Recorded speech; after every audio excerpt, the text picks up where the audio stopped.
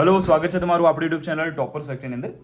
આજે આપણી સાથે છે ખાસ મારા મિત્ર સંત અને સુરાવની ભૂમિ એટલે કે આપણી સૌરાષ્ટ્ર કાઠિયાવાડથી છે આપણા સાગર પરમાર. કેમ છો ભાઈ? સરસ છો, મજામાં છું. સાચું કહું તમને ભાઈ થોડા શર્મા એવા છે, બાકી અમે બધી ચર્ચા કરી અત્યારે સાચું પહેલી વાર રીટેક લેવા પડે છે અમારે, કારણ કે હસી જઈએ છીએ અમે લોકો અને આ ડાયલોગ મેં 2-3 વાર બોલ્યો કે સંત અને સુરાવની ભૂમિ. ચલો એ બધું આપણે છોડીએ. આપણે આજે ચર્ચા કરવાના છે જીમર્સ ગાંધીનગર. ઘણા બધા મિત્રોએ કમેન્ટ કરી છે, ઘણા બધા સ્ટુડન્ટે કે ભાઈ નીચે કમેન્ટ આવતી જ હોય કે ગાંધીનગરનું રિવ્યૂ ક્યારે લાવો છો. ગાંધીનગરના રિવ્યૂ માટે ઘણા બધા મિત્રો હતા, પણ મારી ઈચ્છા હતી કે સંત પણ છે અને સુરવીર પણ છે, તો એવા સાગરભાઈ જોડે આપણે ચર્ચા કરીએ. તો સાગરભાઈ કેમ છો તમે? મજામાં? મજામાં. દિલથી મજામાં છો? દિલથી મજામાં. શું વાત છે. ઓકે, સૌથી આપણે વાત કરીએ સૌથી પહેલા ફીસ સ્ટ્રક્ચર પર. તો આપણી ફીસ શું છે?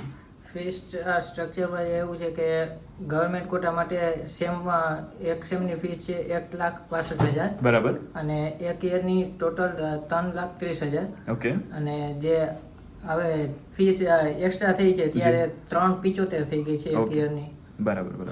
અને આ વર્ષે કંઈ વધારો થયો છે તમને ખ્યાલ છે કે? ના, આ વર્ષે તો નથી કંઈ. Okay, good.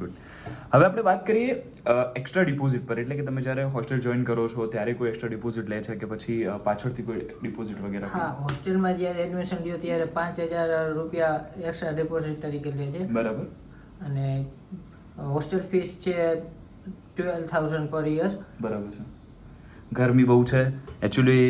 તમને એવું લાગતું છે કે પંખો ગંદો છે, તમે રૂમની સફાઈ નથી રાખતા? એવું નથી.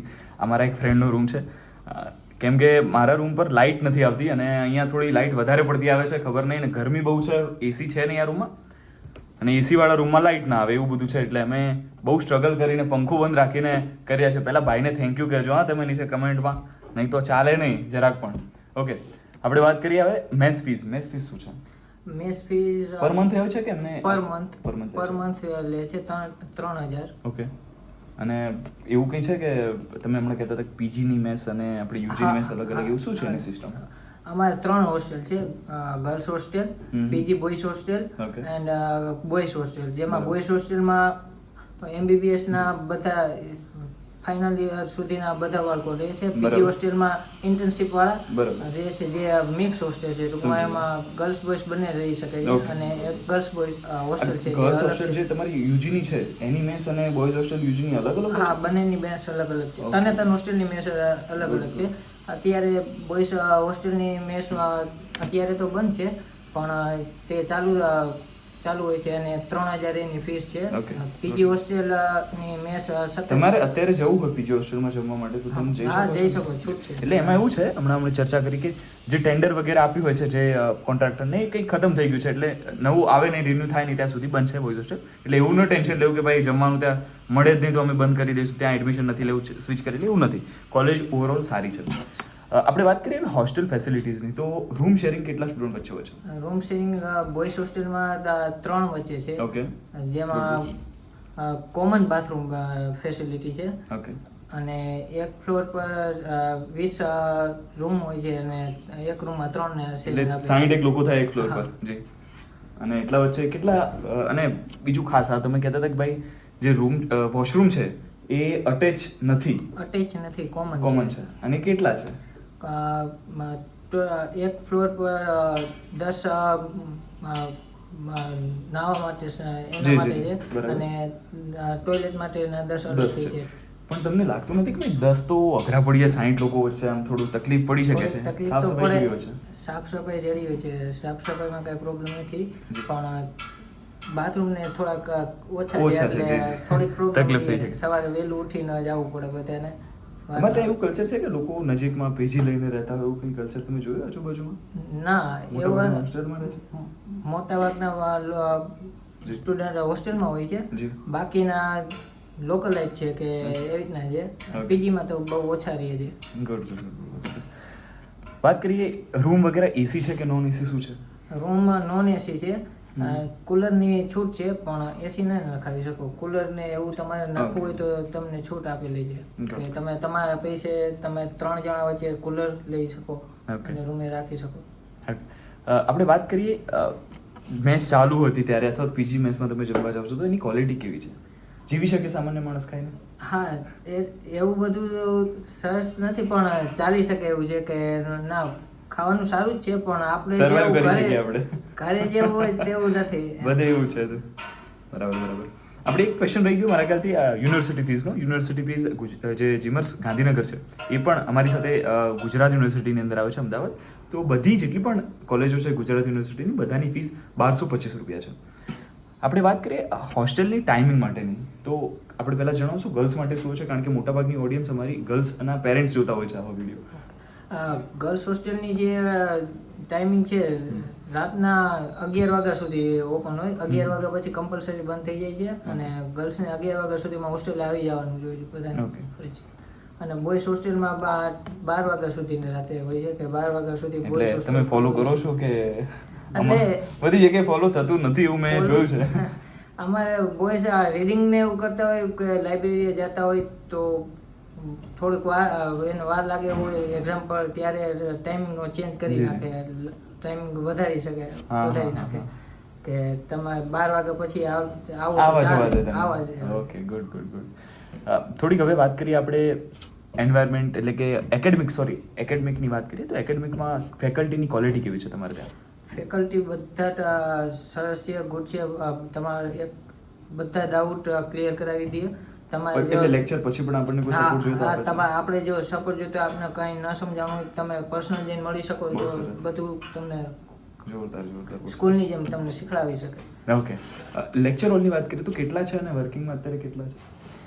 લેક્ચર હોલ અત્યારે વર્કિંગમાં તો 8 લેક્ચર હોલ વર્કિંગમાં છે. 8 વર્કિંગમાં છે, અને બધા બધા કોલેજમાં મેં અત્યાર સુધી ઇન્ટરવ્યુ લીધા છે, બધાને 3 કે 4 મેક્સિમમ 4 હોય છે. ના, વધારે છે અમારે, અને બધા એસી વાળા છે લેક્ચર, ને બધા પ્રોજેક્ટર લેટેસ્ટ. બહુ સરસ.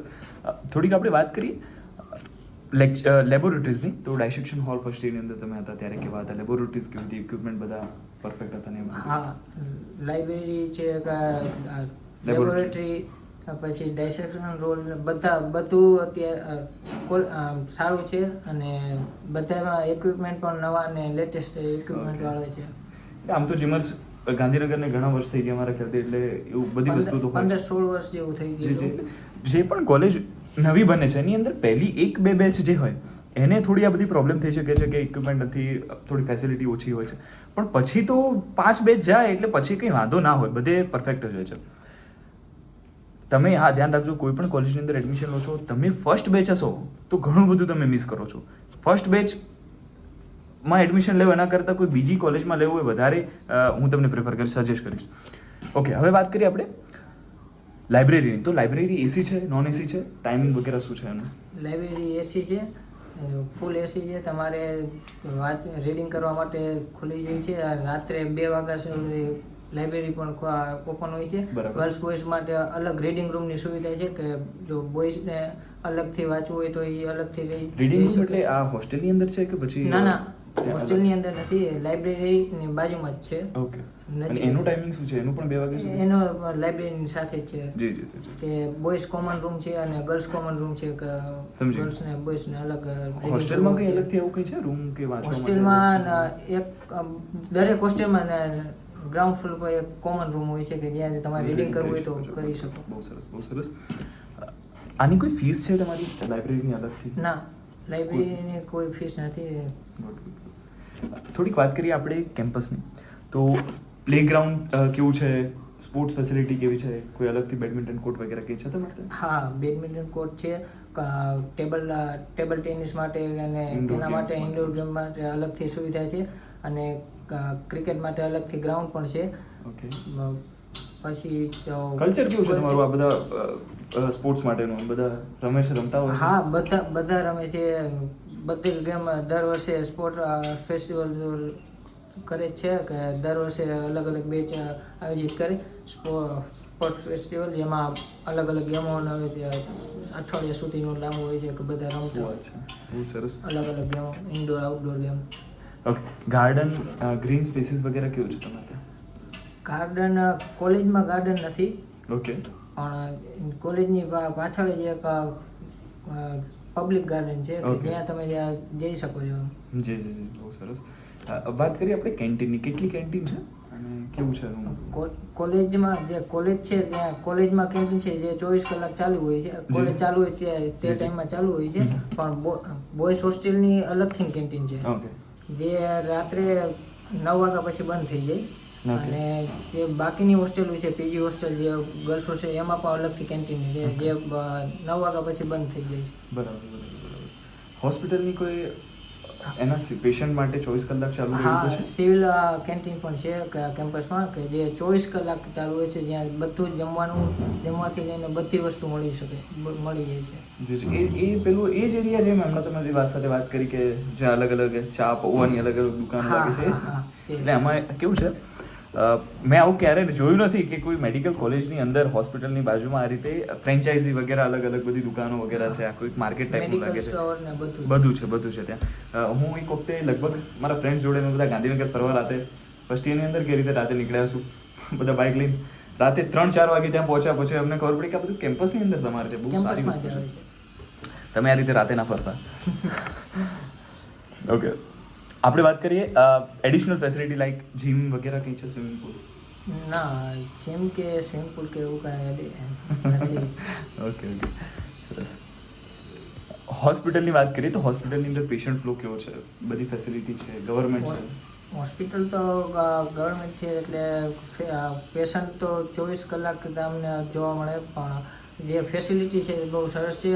બધાને ફ્રી છે ને બધું? આપણે બધું. આના માટે એવું કઈ રિક્વાયરમેન્ટ છે કે ભાઈ મા કાર્ડ હોય કે આયુષ્માન કાર્ડ હોય તો જ ફ્રી છે?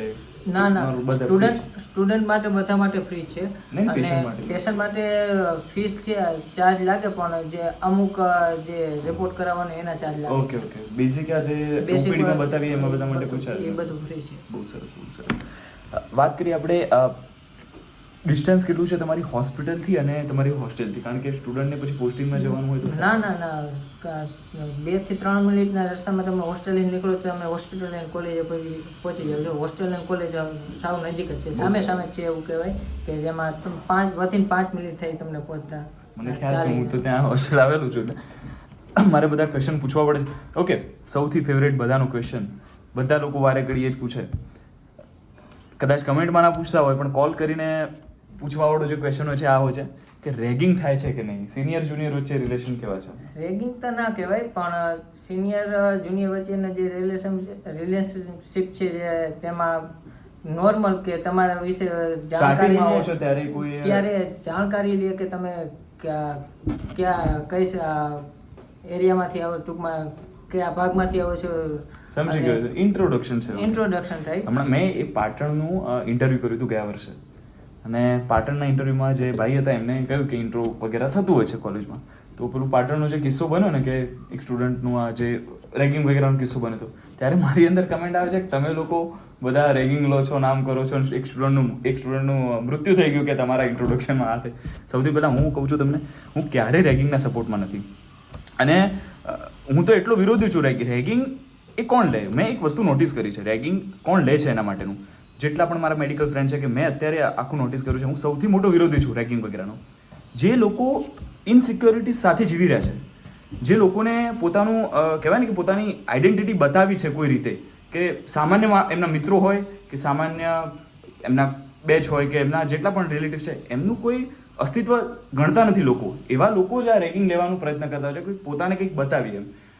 બાકી જે સમજુ લોકો છે, જે કહેવાય ને કે પોતે અંદરથી કોન્ફિડન્ટ છે, એ લોકોને આ રેગિંગ જેવી વસ્તુમાં મેં એક વ્યક્તિ મારો જુનિયરમાંથી કોઈ એવું ના કહી શકે કે આર્યનભાઈ મારી જોડે મેં સૌથી વધારે મેં કદાચ બીજા લોકો જોડે મારાથી ઉંમરમાં મોટા લોકો જોડે ખરાબ રીતે વર્તન કર્યું છે, વાત કરી છે, પણ ક્યારે મારા જુનિયર જોડે ઊંચા અવાજે વાત નથી કરી. અને આપણે જુનિયર આવવાના હોય, નાના જુનિયર આવે છે, તો આપણે એને સમજાવવાનું હોય, એને કહેવાય ને કે આપણે ભાઈ મોટા ભાઈ તરીકે આપણે એમને સલાહ સૂચન આપવાનું, એને સપોર્ટ આપવાનો હોય. મારા જુનિયર જ્યારે આવ્યા, મુસ્કિયાર છું બેચનું, બધાને મેં ભેગા કરીને એમ કહ્યું હતું ભાઈ તમને કોઈ પણ પ્રોબ્લેમ હોય, મારું ઇન્ટરેક્શન એ થયું હતું મારું કે તમારે કોઈ પણ પ્રોબ્લેમ હોય, કોઈ પણ જાતની કોઈ ચિંતા હોય, સીધું મને તમારે મોટા ભાઈ તરીકે વાત કરવાની. બાકી ક્યારે રેગિંગ તો હવે કેવું થઈ ગયું, એક નાનકડું છોકરું આવે છે ક્યાંકથી 12th પાસ કરીને, અને એને આપણે ડરાવી ધમકે, એમાં મર્દ થોડા લાગીએ. હું તો કહું છું જેટલા સ્ટુડન્ટ જોવે છે, તમે કદાચ સિનિયર બનશો તો એમાં મર્દ ના લાગીએ આપણે. પુરુષ ક્યારે સાચો પુરુષ કોણ હોય કે જે સપોર્ટ કરે નાના છોકરાઓ આવે એમને આપણે નાના ભાઈ તરીકે સમજીને એમને સપોર્ટ કરવાનો હોય. તો ખાસ જેટલા પણ આ વિડીયો જોઈ રહ્યા છે, જે હવે ફ્યુચરમાં તમે બધા બનવાના છો, આજે નહીં તો કાલે તમે બધા એડમિશન લો છો, રેગિંગ ન કરતા તમે સપોર્ટ કરો. એમાં સાચી વસ્તુ કહું છું, રેગિંગમાં તમારી પર્સનાલિટી સારી ન બને યાર. કઈ રીતે લાગે? એ ઇન્સિક્યોરિટીથી ખવાઈ ગયેલો માણસ જેને કોન્ફિડન્સ નથી. સમજો છો ને તમે હું શું કહેવા માંગુ છું? મર્દ માણસ ક્યારે રેગિંગ ન કરે. રેગિંગ વસ્તુ કરવી જ ન જોઈએ.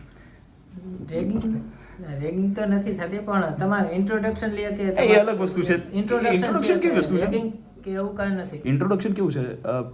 તમને ખ્યાલ આવે, જેમ કે ઘણા લોકો પૂછતા હોય કે ભાઈ અહીંયા અમારે હોય છે ઘણા બધા પાલનપુરના છે, તો એમના જુનિયરમાં કોઈ પાલનપુરનો આવે તો એમને ખ્યાલ આવે સાથે જવું આવવું, કોઈ હેલ્પ કરી શકે, એટલે એ બધા પૂછતા હોય. એ રેગિંગ નથી. હા, એ ઇન્ટ્રોડક્શન અલગ વસ્તુ છે, રેગિંગ અલગ વસ્તુ છે. તમે કયા જિલ્લામાંથી આવો છો એ બધું જાણીને તમારા જિલ્લાના સિનિયર સાથે તમારો કોન્ટેક્ટ કરાવે અને તમને કોઈ પણ જાતની પ્રોબ્લેમ થાય તો તમને મદદ કરવા માટે ગમે ત્યારે તમે એની હેલ્પ લઈ શકો સિનિયરની. અને કદાચ કોઈ જગ્યાએ કલ્ચર છે તો પણ એકાદ મહિનામાં પછી બધા સારું જ રાખતા હોય છે. બધા સિનિયર, અમારે તો અહીંયા બધા સિનિયરો સારા છે. અમે તો બધા સાથે રમતા હોઈએ છીએ, ફરતા હોઈએ છીએ, ભાઈઓની જેમ રાખે છે. અમે પણ અમારા જુનિયરને એવું રાખીએ છીએ. તમે હસો ને ભાઈ, સાઈડમાં મારો એક ફ્રેન્ડ ત્યાં ઊભો હશે છે. એને સારું છે. મારી બેચ હોય કે બધા અમારે તો અહીંયા સારા છે. હું તો સારું છું. ઓકે, અમારે પણ બધા સિનિયર સારા જ છે. બધા સાથે રમતા હોય કોલેજ. અમારે એક બે સિનિયર છે, જતીનભાઈ છે, અમારા ઇમિડિયેટ સિનિયરમાં હિતભાઈ છે, પછી જાબીરભાઈ છે. અમુક લોકો તો એટલા સારા, આમ તમે સમજો કે અડધી રાતે હું એમને કહી શકું ફોન કરીને, મને સમજો ભણવાનું કંઈ હોય તો એમને કહું ભાઈ આ ટેન્શન થાય, આ કઈ રીતે કરવાનું, કોઈ પણ ક્વેશ્ચન એમને પૂછો, તમને ફૂલ એમ મોટા ભાઈની તરીકે હેલ્પ કરે છે. તો કદાચ જતીનભાઈ જોતા હોય તો ભાઈ thank you very much. Okay, હવે લાસ્ટ આપણે ક્વેશ્ચન પૂછીએ. ફેસ્ટિવલ્સ વગેરે તમારી કોલેજમાં કેવા થાય છે? બધા ફેસ્ટિવલને ઉજવવામાં આવે છે. હમણાં ગણેશ ચતુર્થી ગઈ, 5 દિવસનો ગણેશ ચતુર્થીનો પણ ફેસ્ટિવલ કરવામાં આવ્યો હતો. હવે નવરાત્રિ આવે છે તો નવરાત્રિની તૈયારીઓ પણ કરવામાં આવે છે. 3-4 દિવસનો નવરાત્રિનો પણ કરવામાં આવે છે. અમદાવાદ આવો છો નવરાત્રિ માટે? અમે તો અમારી કોલેજમાં કરીએ છીએ. અમદાવાદ આવી ક્યારેક એવું લાગે કે હું તમને ઇન્વિટેશન આપું છું. અમારી રંગતાળી 2.0 થવા જઈ રહી છે, એની અંદર ચોક્કસ આવજો તમારા ફ્રેન્ડ્સને લઈને. બરાબર છે? ઓકે. આપણે વાત કરીએ કેમ્પસ વાઇબ કેવી છે તમારી? કેમ્પસ વાઇબ તો સરસ છે, પોઝિટિવ છે. કે તમારે એવું નથી કે તમે બહાર નીકળો ને તમને ટૂંકમાં આજુબાજુનું વાતાવરણ અંદર કેવું છે? મજા આવે છે આમ? હા. તમે સેટિસ્ફાઈ છો કે તમારી કોલેજ લાઈફ કેવી રહી છે ત્યાં? ના, સારી છે, સારી છે કોલેજ. ઓકે, બહુ સરસ. બીજું એક તમારું કોઈ કલ્ચરલ ફેસ્ટ વગેરે થાય છે? કેટલા દિવસનું હોય છે? હા, કલ્ચર ફેસ્ટ થાય છે તે 3 થી 4 દિવસનું હોય છે.